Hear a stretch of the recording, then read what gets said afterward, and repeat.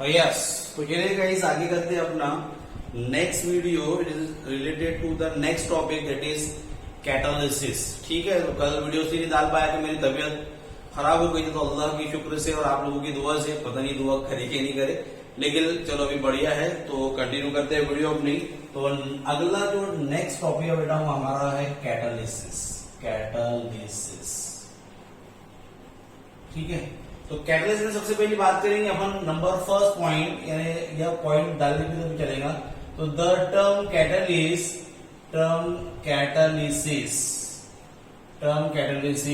was introduced by Berzelius। जो term catalyst है उसको इंट्रोड्यूस करने वाला जो साइंटिस्ट है उसका नाम है बर्जेलियस।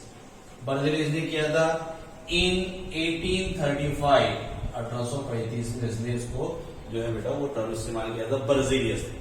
क्या होता है कैटालिस्ट? बहुत बार सुन चुके अपन कैटालिस्ट क्या होता है। यस बराबर है, बहुत लोग कर रहे होंगे कि increase the rate of reaction, बराबर है, लेकिन अपन सिर्फ रेट ऑफ रिएक्शन को इंक्रीज करने की ही बात नहीं करेंगे, क्योंकि कैटालिस्ट का काम ये भी होता है बेटा कि ये रिएक्शन के रेट को डिक्रीज भी करता है। तो रिएक्शन के रेट को इंक्रीज भी कर सकता है, रिएक्शन के रेट को डिक्रीज भी कर सकता है। इसलिए एक पर्टिकुलर चीज को लेकर के इंक्रीज ही करेगा ये माइंड सेटअप मत कर लो, बल्कि तो उसको चेंज करो। आज से वो चेंज हो जाने को ना, तो अपन देखते हैं कि कैटालिस्ट क्या है, डेफिनेशन की क्या बोलेंगे अपन, और बोलेंगे the substance which affect the rate of reaction. The substance which affect the rate of reaction. ऐसा सब्सटेंस जो रिएक्शन के रेट पे अफेक्ट करे called as the catalyst. The substance which affect the rate of reaction, यानी जो reaction के rate पर असर करता है, अफेक्ट करता है। अब वो चाहे तो वो रिएक्शन के रेट पे असर ऐसा करे कि रिएक्शन को रेट को बढ़ा भी दे, वो चाहे तो उसका असर ऐसा भी होगा बेटा रिएक्शन के रेट को कम भी कर दे। तो दोनों वे पॉसिबल है, इसलिए माइंड ये सेट नहीं रहने को ना हमारा कि सिर्फ बढ़ाता ही है। इन जनरल अपन बढ़ने वाली ज्यादा देखते हैं, लेकिन कुछ ऐसे भी है जो कि कम करने वाले भी है, बताऊंगा अभी एग्जाम्पल वगैरह उसके में। तो अभी इतना याद रखिए कि the substance which affect the rate of reaction called as the catalyst, को कैटालिस्ट कहा जाता है। जैसे फॉर एग्जाम्पल एनसीईआरटी की शुरुआत में हमको एग्जाम्पल गिवन है कि अगर अपन देखते हैं इन द फॉर्मेशन ऑफ O2, अगर मुझे O2 बनाना है with the help of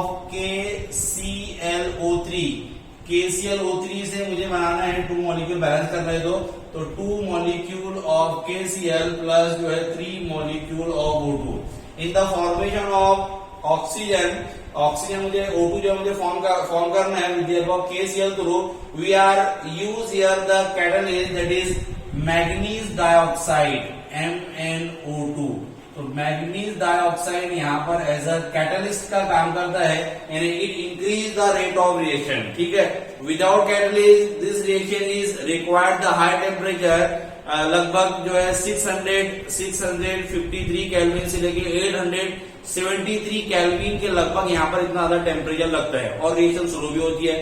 but if we added a little amount of magnesium dioxide in increase the rate of reaction, it also decrease the required temperature। ये reaction के rate को increase तो कर रहा है और साथ ही साथ जो रिक्वायर्ड टेम्परेचर था उसको भी ये कम कर देता है। 400 कुछ से लेके तो 633 केल्विन तक कर ये टेम्परेचर को कम कर देते हैं। एनसीईआरटी में नेट एग्जैक्ट टेम्परेचर गिवन है।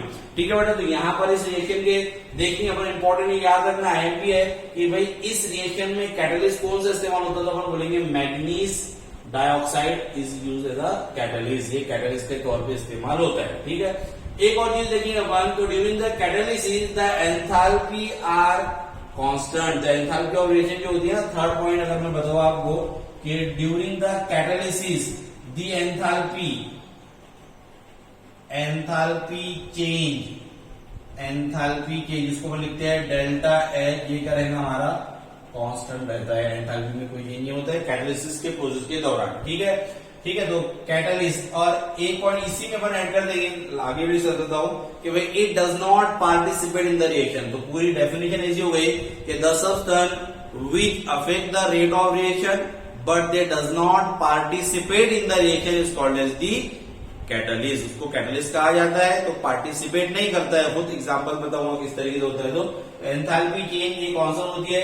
एक और अगर पॉइंट अपन देखेंगे तो जो इक्विलिब्रियम कांस्टेंट होता है, इक्विलिब्रियम कांस्टेंट जो केमिकल काइनेटिक्स में पढ़ते बने, इक्विलिब्रियम कांस्टेंट जो है बेटा, ये भी जिसको अपन केसी बोलते हैं, इक्विलिब्रियम कांस्टेंट, ठीक है, ये भी क्या होता है आपका कांस्टेंट होता है, इक्विलिब्रियम कांस्टेंट होता है। यानी ये क्या होता है इक्विलिब्रियम कांस्टेंट, तो ये होता है आपका इक्विलिब्रियम यानी rate of forward reactions upon rate of backward reaction, ये कांस्टेंट होता है, ये वैल्यू भी क्या होती है इसमें कांस्टेंट होती है। तो it is some introductory pound related to the catalysis. क्या कहते हैं कि तो पहला द टर्म कैटालिसिस जो है was introduced by Berzelius in 1835। Number second point, the substance which affect the rate of reaction but they does not participate in the reaction is called as the catalyst. Example के तौर पे देखा इन the formation of O2, अगर O2 का form करते हैं अपन with the help of KClO3 से, तो यहाँ पर अपन यूज करते हैं मैग्नीज ऑफ डाइऑक्साइड, ये इस्तेमाल किया जाता है कैटलिस्ट के तौर पर। During the catalyst process the enthalpy change it is constant, ये कांस्टेंट रहेगा, इक्विलिब्रियम कांस्टेंट भी होता है, फॉरवर्ड रिएक्शन बैकवर्ड रिएक्शन का रेट ये भी कांस्टेंट होता है बेटा, ठीक है, ये आपको समझ में आ गया। चलिए अब उसके बाद में दो चीजें और होती है यहाँ पर कैटलिस्ट के लिए। एक होता है भाई आपका जो है number first one is the promoter, यानी कैटलिस्ट के साथ में दो चीजें और डिस्कस की जाती है। एक होता है प्रमोटर, प्रमोटर अब शब्द से ही अपने को लग रहा है कि भाई प्रमोटर क्या होगा, यार प्रमोटर क्या होता है, तो the substance which increase the activity और फंक्शन ऑफ कैटलिस्ट, मैं ऐसा बोल सकता हूं उसको, यानी कि ऐसा सब्सटेंस होता है the substance which increase the activity या फिर और आप फंक्शन भी बोल सकते हैं, फंक्शन ऑफ कैटलिस्ट। ऐसा सब्सटेंस जो कैटलिस्ट की एक्टिविटी को इंक्रीज करता है, the substance which increase the activity या function of catalyst is called as the promoter, promote करना, बढ़ावा देना। अब जैसे कि एग्जांपल समझते हैं अपन के भाई कैटलिस्ट के, तो कैटलिस्ट में मान लो कि भाई कैटलिस्ट हो गए पंडित जी। कौन से पंडित जी? पंडित, यस वो पंडित जी जो शादियां लगवाते हैं। अब शादियां लगाने में लड़का हो गया भाई आपका सबस्ट्रेट, लड़की हो गई आपकी रिएक्टेंट, इन दोनों को मिलकर जो है रिएक्शन होंगी, यानी ये दोनों के रिएक्टेंट के केस में पंडित एज अ कैटलिस्ट का काम करता है। क्या ये शादी के दौरान में होता है? यस बिल्कुल होता है। हमारे इंडिया के कल्चर में देखें तो पंडित के बगैर शादी वगैरह मतलब भाग करके लव मैरिज करे वो अलग बात है, लेकिन अगर प्रॉपर ढंग से अरेंज मैरिज होती है सब घर वालों की रजामंदी से, तो अपन देखते हैं कि भाई कैटलिस्ट जो है अपने जो पंडित जो है वो मंत्र उच्चारण करता है, मंत्र वगैरह जाप करता है, फेरे वेरे लगाता है, ये वो सब बोलता है करके, यानी वो एज अ कैटलिस्ट का काम करता है। तो पंडित क्या हुआ? As a catalyst. अब अपन ने देखिए शादी वगैरह में तुम्हारी तो हुई नहीं है, तुमको एक्सपीरियंस नहीं है, लेकिन अपन ने देखा होगा कहीं जाके गए होंगे तो शादी में बेटा कि पंडित के साथ में छोटे पंडित भी होते हैं जिसको प्रमोटर बोलते हैं। छोटे पंडित का काम क्या होता है? छोटे पंडित का काम ये होता है कि जो भी सामग्री वगैरह क्या बोलते हैं उसको, यानी उसके लिए लगने वाली चीज है, वो चीजों को अवेलेबल करवा के देता है। ये लो बड़े पंडित जी, ये लो अब ये डालो वो डालो, फटाफट, यानी जो चीज उनको ढूंढने में उठाकर डालने में टाइम लग सकता था, शादी में देरी होती थी, वो देरी को दूर करने का काम करता है छोटा पंडित। या तो छोटा पंडित कौन हुआ?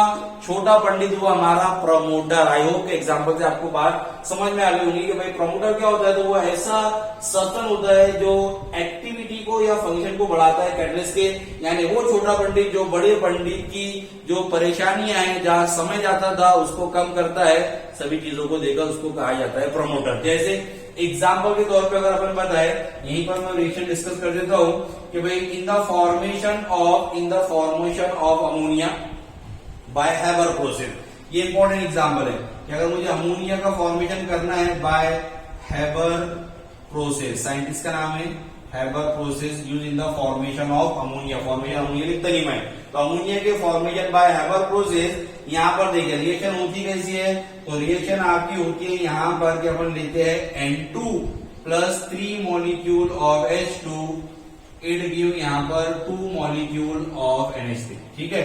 इन दिस रिएक्शन, इस रिएक्शन की बात करें तो इस रिएक्शन में यहाँ बताता हूं मैं कि यहाँ पर बताता हूं आपको कि इस रिएक्शन में Fe आयरन जो है it is use as a catalyst, and MO molybdenum it is used as a promoter. तो ये इंपॉर्टेंट रिएक्शन होगी, यहाँ पूछा जाएगा in the formation of ammonia by Haber process which of the following use as a promoter. तो मैं यहाँ लिखता हूँ अलग से आपको समझने के लिए कि Fe जो है यहाँ पर एज अ कैटलिस्ट के तौर पे काम करता है, जबकि MO इसका नाम मोलिब्डेनम है, ये एज अ प्रोमोटर के तौर पे काम करता है, यानी ये रिएक्शन को, यानी ये कैटलिस्ट को एक्टिव करता है ताकि रिएक्शन और ज्यादा फास्ट हो जाए। तो ये होगा हमारा पहला प्रोमोटर के बारे में। आई होप के क्लियर हो गया होगा। चलिए अगली चीज देखते हैं। अब यहाँ पर अपन जो है प्रोमोटर, अब जब प्रोमोटर है यानी जब पंडित की हेल्प करके उसको फास्ट करवाने वाला है, तो कोई ना कोई ऐसा तो होगा जो शादी में क्या तो बाधा डालेगा, यानी उसको फास्ट होने से रोकेगा। यस, तो वो कौन हो सकता है? तो वो कोई भी हो सकता है। फॉर एग्जाम्पल अपन वो लिख रहे हैं उस लड़की का फिटा हुआ आशिक, अब वो आशिक कहीं पर दौरान शादी के वहां टपक पड़ा। अब वो शादी के दौरान वहां टपक पड़ा तो वो क्या करेगा जी? शादी होने देगा क्या? कन्यादान वगैरह करेगा क्या? नहीं, वो बल्कि तो वहां पर जो है उस रिएक्शन को यानी वो प्रोसेस को शादी के रुकाने की कोशिश करेगा। मूवी में अपन बहुत बार देखते हैं। तो वो तो दूसरी चीज होती है, उसको कहा जाता है पॉइजन। क्या कहा जाता है? पॉइजन। अब पॉइजन क्या हुआ? तो पॉइजन अपन बोलेंगे कि ये ऐसा सब्सटेंस हुआ, द सब्सटेंस विच क्या करेगा? डिक्रीज, ये डिक्रीज करेगा किसको? Activity of catalyst. ये कैटलिस्ट के एक्टिविटी को, फंक्शन को क्या कर देता है? डिक्रीज कर देता है, रुका देता है, खत्म कर देता है। उसको कहा जाएगा पॉइजनस। कोई नॉर्मल सा था तो चलो ठीक होते, थोड़ा सा झगड़ा वगड़ा लड़ा के उसको पकड़ लिया तो उसको डिक्रीज कर दिया। लेकिन कोई सरफिरा रहेगा, गन डालेगा साथ में, लाकर धड़ धड़ उड़ा देगा तो वो तो खत्म भी कर देगा, उसको पॉइजनस कहा जाता है। जैसा फॉर एग्जाम्पल हम सभी जानते हैं रोजनमंड रिएक्शन। रोजनमंड रिएक्शन या क्लिक हो गया वहां आपको। Rosenmund reaction are use in the formation of aldehyde from acetyl chloride. यहाँ पर अपन लेते हैं बेटा H2 का इस्तेमाल करते हैं। इन प्रेजेंस ऑफ अपन यहाँ पर लेते थे PD, और अपन को याद होगा कि PD के साथ में अपन लेते थे नीचे BaSO4। यस, तो PD यहाँ पर इस्तेमाल होगा कैटलिस्ट के तौर पे। लेकिन ये जो BaSO4 है, ये BaSO4 यहाँ पर पॉइजन का काम करता था। हमको ये बात पता है, क्यों? क्योंकि रिएक्शन जो है हमको अल्डिहाइड पर रुकानी है, RC double bond OH plus यहाँ से बाहर निकलना है Cl। अगर अपन BaSO4 नहीं डालेंगे तो रिएक्शन आगे चलकर अल्कोहल में कन्वर्ट हो जाती है। तो ये काम होता है पॉइजन्स का। दोनों भी चीजें क्लियर हो गई होंगी, एकदम आसान है, कोई मुश्किल चीज नहीं है। उसके बाद में next one is the types of catalyst, कि कैटलिस्ट के कौन कौन से टाइप्स होते हैं वो अपन देख लेते जल्दी जल्दी। तो नंबर पहला होता है पॉजिटिव कैटलिस्ट। नंबर पहला मैं ले रहा हूं यहाँ पर पॉजिटिव कैटलिस्ट। अब पॉजिटिव कैटलिस्ट क्या होगा? तो पॉजिटिव कैटलिस्ट क्या होगा भाई? It increase the rate of reaction. ठीक है, ये ऐसा कैटलिस्ट होगा जो रिएक्शंस के रेट को इंक्रीज करता है, बढ़ाता है। कोई भी एग्जांपल ले सकते हैं, ढेरों कटार, वो ये जनरल अपन वही पढ़ते बेटे, जैसा मैंने अभी लिया कि अमोनिया का फॉर्मेशन हैबर प्रोसेस के जरिए, यहाँ पर Fe लिया अपन ने आयरन, तो iron use as a catalyst जो रिएक्शन को रेट को बढ़ाने वाला होता है। ठीक है, ये हो गया पहला पॉजिटिव कैटलिस्ट। नंबर सेकेंड होता है निगेटिव कैटलिस्ट। अब निगेटिव कैटलिस्ट क्या बोलेगा? Yes, it decrease the rate of reaction. ये रिएक्शंस के रेट को डिक्रीज करता है। तो बहुत सारी चीजें बेटा इसी जनरल लाइफ में देखिए अपन डेली एग्जाम्पल में, तो बहुत सारे खाने की चीजों में एज अ प्रिजर्वेटिव डाला जाता है। वो प्रिजर्वेटिव क्यों डाला जाता है? ताकि वो रिएक्शन को स्लो कर दे, अपने आप पर खुद को ले ले। कोई स्लो करता है, कोई अपने आप पर खुद को ले लेता है, ताकि वो जो हमारे पास में खाना है वो ऑक्सीजन के साथ में रिएक्शन करके ऑक्सीडाइज ना हो, उसका ऑक्सीडेशन ना। अगर ऑक्सीडेशन होगा तो वो सड़ने खराब होने लगेगा, उससे बास आने लगेगा, वो खाने के काम का नहीं रहेगा। तो वो डालते हैं अपन उसके अंदर बेटा। ठीक है, या फिर अपन और एग्जाम्पल देखें, उसका और एग्जाम्पल होता है कि पेट्रोल। क्या पेट्रोल में जो है प्लस डाला जाता था तेल, TEL, टेट्रा इथिलीन, तेल डालते थे। क्यों डालते थे भाई? टू डिक्रीज, ये डिक्रीज का है, to reduce the knocking sound, to reduce, कम करने के लिए, टू रिड्यूस नॉकिंग साउंड। इससे पहले हाइड्रोकार्बन में चीज हो चुकी है कि भाई पहले के जो गाड़ियां वगैरह होते थे व्हीकल्स, उसमें जो है बेटा वो TEL, टेट्रा इथिलीन डाला जाता है, ताकि क्योंकि हमारे फट आवाज आता था इंजन के लुब्रिकेशन के टाइम पर, इसलिए वो आवाज को रिड्यूस कम करने के लिए तेल डाला जाता था।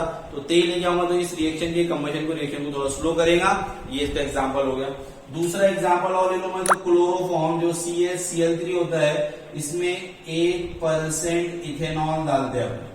क्यों डालते हैं? तो अगर आपने क्लोरोफॉर्म को वैसे ही छोड़ दिया तो ये ऑक्सीजन के साथ में रिएक्ट करने के बाद में पॉइजनस गैस फॉस्गेन बना लेगी, जो कि पॉइजनस होती है। इसलिए ये जो है भाई to prevent the formation of phosgene, ये फॉस्गेन को C डबल बॉन्ड हो ClCl, ये फॉर्मूला होता है इसका, इसको बनाने से रोकने के लिए काम में आता है हमारा क्या, तो ये होगा आपके पास में पॉजिटिव कैटेलिस्ट मेनली। अब मेनली उसके बाद में ये तो दो गए। थर्ड वाला ये मेन एनसीईआरटी से लिया हुआ है।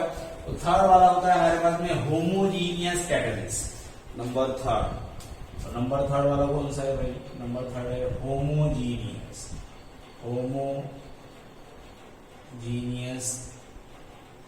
कैटेलिस्ट। अब क्या करेंगे होमोजीनियस कैटेलिस्ट? अपन बोलते हैं कि when the catalysts are in the same phase of all the reactant and product present in the reaction is called as the homogeneous catalyst। लिखा कर नहीं देता हूं मैं, समझ जाएंगे इसमें, एक बार रिपीट कर देता हूं। when the catalysts are in the same phase of reactant and product present in the reaction is called as the homogeneous catalyst। यानी क्या मैंने कहा? तो मैंने ये कहा कि अगर भाई रिएक्टेंट और प्रोडक्ट और कैटलिस्ट, ये तीनों का फेज सेम हो जाए, ऐसे कैटलिस्ट को होमोजीनियस कैटलिस्ट कहा जाएगा। सेम फेज होने का मतलब क्या? सेम फेज होने का मतलब अगर रिएक्टेंट में सबके सब रिएक्टेंट और प्रोडक्ट लिक्विड है तो कैटलिस्ट भी लिक्विड हो जाए। अगर वो गैसियस स्टेट में तो कैटलिस्ट भी गैसियस स्टेट में हो जाए। अगर वो सॉलिड स्टेट में है तो कैटलिस्ट भी सॉलिड स्टेट में हो जाए। इसको कहा जाता है सेम फेज। जैसा एग्जाम्पल के तौर पर अपने को दिया हुआ है इसका पहला एग्जाम्पल में मेरे पास में formation of sulphur dioxide from sulphur dioxide 2 molecule of SO2 plus O2 it give 2 molecule of SO3। इस तरीके से हो जाएगा। रिएक्शन बैलेंस है, 6 ऑक्सीजन 2 सल्फर है। यहाँ पर जो कैटलिस्ट इस्तेमाल होता है वो होता है मेरे पास में नाइट्रोजन ऑक्साइड NO। ये गैसेस स्टेट में होता है, ये भी गैसेस स्टेट में, ये भी गैसेस स्टेट में, ये भी गैस। तो सभी का फेज क्या है? ये फेज है, gaseous phase, gaseous phase, gaseous phase. तो सभी का रिएक्टेंट, प्रोडक्ट और हमारे पास में जो कैटलिस्ट है, तीनों का फेज सेम है, इसलिए इसको कहा जाता है होमोजीनियस कैटलिस्ट। तो क्या बोलते हैं अपन? Homogeneous catalyst. एक और एग्जांपल दिया एनसीईआरटी में अपने पास में, अगर अपन लेते हैं यहाँ पर CH3COOCH3 मिथिल एसीटेट प्लस उसको पानी के साथ रिएक्शन करवाओ, ठीक है, in presence of aqueous H positive, aqueous यानी लिक्विड फेज में, तो ये मिल जाएगा मुझे CH3COOH acetic acid plus methanol CH3OH। अब ये भी लिक्विड है, ये भी लिक्विड है, ये भी लिक्विड है, ये भी लिक्विड है और ये भी लिक्विड मेरे पास में होता है। ये इसका और दूसरा एग्जांपल बेटा, जिसमें सबके सब क्या होते हैं? लिक्विड फेज में होते हैं। उसके बाद में अगर अपन तीसरी बात करें तो वहां पर होगा हमारे पास में एनसीईआरटी में अगर आप देख ले तो यहाँ पर होगा हमारे C12H22O11। यह है मेरे पास में सुक्रोज का अगर हाइड्रोलिसिस करवाता हूँ H2O का in presence of H2SO4 in liquid state, ये भी लिक्विड है, ये भी लिक्विड, मुझे मिलेगा यहाँ पर जो है glucose C6H12O6 plus fructose C6H12O6। It is also in the liquid state। तो ये एग्जाम्पल गिवन है अपने को।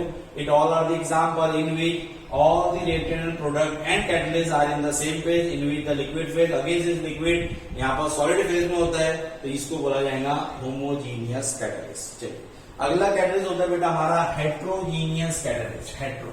अब हेट्रोजीनियस कैटलिस्ट क्या होगा? तो आप खुद समझ होंगे, yes, when the catalyst and the reactant and product are in the different phase, तो उसको कहा जाएगा हेट्रोजीनियस कैटलिस्ट।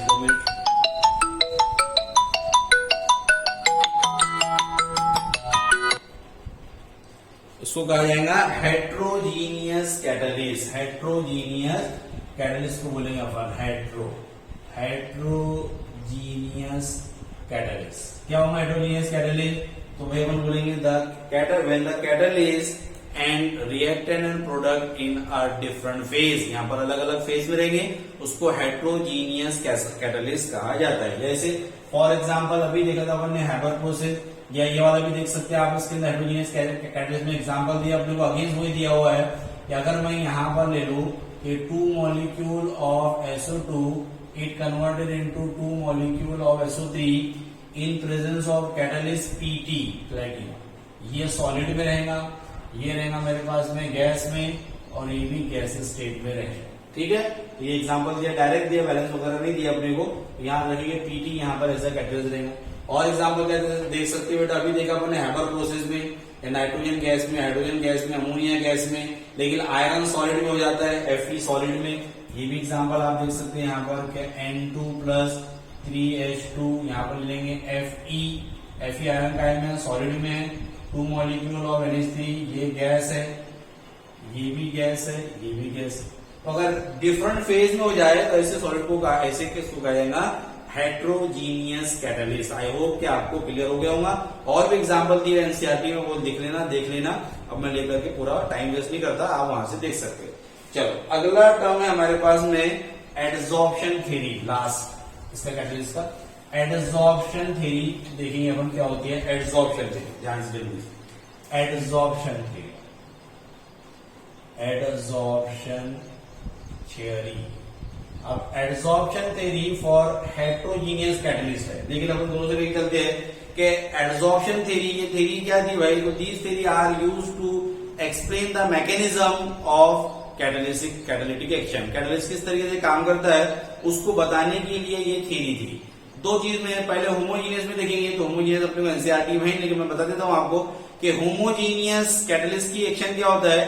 तो homogeneous catalyst it is form the intermediate, ये इंटरमीडिएट बनाता है, रिएक्शन के दौरान इंटरमीडिएट बनाता है, जब प्रोडक्ट फॉर्म हो जाता है तो ये बाहर निकल जाता है। ये हो गया होमोजीनियस का। दूसरा है हमारे पास में हेट्रोजीनियस कैटलिस्ट, यानी adsorption theory for heterogeneous catalyst. Number second for heterogeneous catalyst. अब ये हेट्रोजीनियस कैटलिस्ट के लिए, हेट्रोजीनियस कैटलिस्ट का काम क्या होगा? तो it provide the surface area, it provide the surface area, ये सरफेस एरिया प्रोवाइड करता है, एक तरह का प्लेटफॉर्म प्रोवाइड करता है, एक तरह की जगह प्रोवाइड करता है रिएक्शन को होने के लिए। पहले वाला क्या करता था? तो पहले वाला जो है बेटा वो इंटरमीडिएट बनाता था और फिर बाहर निकलता था। ये सरफेस एरिया प्रोवाइड करता है। ठीक है, टू एक्सप्लेन द मैकेनिज्म, यानी for adsorption theory for heterogeneous catalyst, it mechanism it consist of 5 step. The mechanism consist of 5 steps. 5 step पर ये करता है डिपेंड। आप जरा ध्यान से समझो, 5 स्टेप्स को एक्सप्लेन करने के लिए मैं एक छोटा सा इंटरटेनमेंट वाला एग्जांपल देता हूं, मजा भी आ जाएगा, कंसेप्ट भी समझ में आ जाएगा। ठीक है, ये सिर्फ और सिर्फ इंटरटेनमेंट के लिए, दिल पर कोई नहीं लेगा। तो चलिए 5 स्टेप है। नंबर फर्स्ट स्टेप है हमारी, नंबर फर्स्ट स्टेप है diffusion. Diffusion of reactant molecule, diffusion of reactant molecule का डिफ्यूजन। अब डिफ्यूजन ऑफ रिएक्टेंट मॉलिक्यूल क्या है? तो मेरे पास में 2 रिएक्टेंट मॉलिक्यूल है भाई, एक A है और एक B है। मतलब एग्जांपल अपन फिट कर रहे हैं, एग्जांपल फिट कर रहे हैं भाई कि बंदा बंदी की फोन पर चैटिंग हुई, फोन पर बात हुई, फोन पे कॉलिंग हुई, या शादी.com वगैरह पे उनकी बातचीत फोन पर होना शुरू हुई। चलो एक दूसरे को पसंद आने लगे, पसंद आने के बाद में डिसाइड हो गया, एक प्लेस डिसाइड किया जाए ताकि अपन एक दूसरे के नजदीक आकर एक दूसरे को मिल पाए। तो नंबर पहली स्टेप, पहले चैटिंग से बात से शुरू हुई। नंबर पहली स्टेप ये कि चलो बोले प्लेस सिलेक्ट करा जाए, क्या? तो बोले बम्बू गार्डन सिलेक्ट कर लो। यस, तो बम्बू गार्डन सिलेक्ट कर लिया गया और वहां पर ये दोनों का अप्रोच हुआ। तो पहली स्टेप क्या बोलेगी अपने को? नंबर फर्स्ट, तो गैसियस मॉलिक्यूल का एक दूसरे के करीब आना। तो एक तो पहले यहाँ पर प्लेटफॉर्म यानी एक सरफेस डिसाइड होगा, यहाँ पर एक जगह डिसाइड जिसको हमने बम्बू गार्डन किया, एक तरह का सॉलिड सरफेस है, ये डिसाइड हुआ। वहां पर आपका ए का गैसियस मॉलिक्यूल और बी का गैसियस मॉलिक्यूल दोनों का यहाँ पर अप्रोच होगा, यानी ये हो गया डिफ्यूजन। डिफ्यूजन का मतलब क्या हुआ? डिफ्यूजन का मतलब ये हुआ कि गैसियस मॉलिक्यूल का किसी एक प्लेटफॉर्म के करीब आना। एग्जांपल के तौर पे वही कि अपने डिसाइड किया भाई बंदा बंदी ने कि चलो मिलते हैं कहां पर आके, बम्बू गार्डन। ये पहली प्रोसेस होगी अपनी डिफ्यूजन। अब दूसरी नंबर सेकेंड स्टेप में होगा adsorption. Adsorption of reactant, absorption of gaseous molecule बोल सकते हैं, रिएक्टेंट या गैसियस मॉलिक्यूल। ये एब्जॉर्प्शन होगा काय पर? तो on the surface, on the surface of absorbent. ठीक है, अब चलो बम्बू गार्डन में आ गए तो क्या गेट पर खड़े खड़ी बातें करेंगे क्या? नहीं यार, चलो डिसाइड करते चलो कहीं ना कहीं बैठे तो सही, बैठ के चलो बातचीत शुरू करेंगे। तो दूसरी केस है हमारे पास में एडसॉर्प्शन, यानी चिपकना, वहां पर जाकर लगना। Adsorption of gaseous molecule on the surface.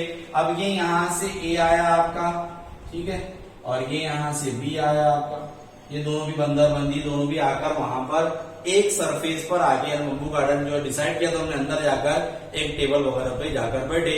ये हो गया हमारे पास में एडसॉर्प्शन ऑफ गैसियस मॉलिक्यूल। ठीक है, नंबर थर्ड स्टेप, तीसरी स्टेप होती है आपका फॉर्मेशन ऑफ एक्टिवेटेड मॉलिक्यूल या एक्टिवेट दी मॉलिक्यूल।